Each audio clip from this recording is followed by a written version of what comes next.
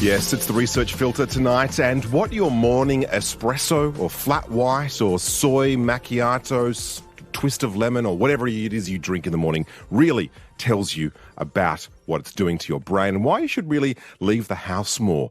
Joining me in the lab is lecturer, neuroscientist and all-round STEM superstar, Dr. Leela Landowski from the University of Tasmania. Leela, welcome to you.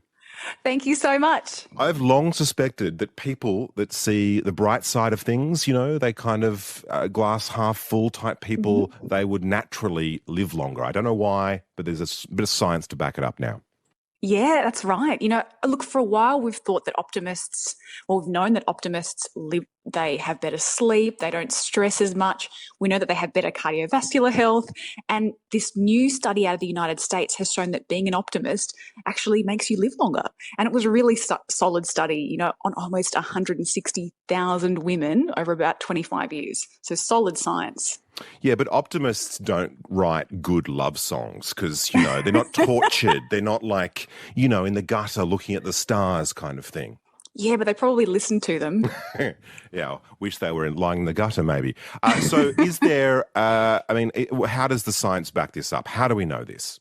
Yeah, well, look, they tracked women from the Women's Health Initiative study in America, which began way back in 1991. It's a long-term study which really focused on strategies to prevent heart disease and cancer in postmenopausal women, okay? And at the beginning of this study, they got the participants to do this quiz, which basically established where they were on the spectrum of being a pessimist or an optimist. And then again in 2009, they followed up with them and they basically looked at who died, and they realised the optimists were way more likely to live longer, like living well into their 90s, which is considered exceptional when in the developed world, the average lifespan is about 83 for women. So this optimism really made a difference, even when they accounted for things like their ethnicity, their socioeconomic background. And look, we know having a healthy lifestyle is important, but it's only part of the picture when it comes to longevity. Optimism really does matter as well. So are you saying that I can eat that double quarter pounder and just think a bit more positively and the two will cancel each other out? Oh, look, you know what? There's been some amazing work done by Professor Elia Crum looking at belief effects when it comes to food. There was this study where they basically gave people a thick shake and they told half of the people that this thick shake is full of calories and nutrients. It's all full of all the delicious stuff. And they told the other people that it was this low-calorie, really healthy drink. The reality was it was the same drink, but the people who thought it was full of calories, their body responded completely differently. Whoa, that's bizarre.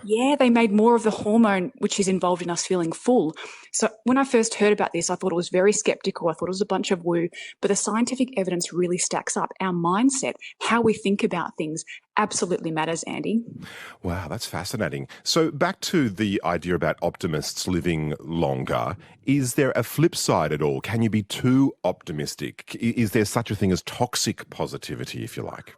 Oh, look, I think positivity can become harmful when it's, you know, it's insincere, if it's forceful, and I think especially if it's delegitimizing real feelings like real sadness, real hardship. You know, we as human beings can't just choose to only feel happy all the time. It doesn't work that way.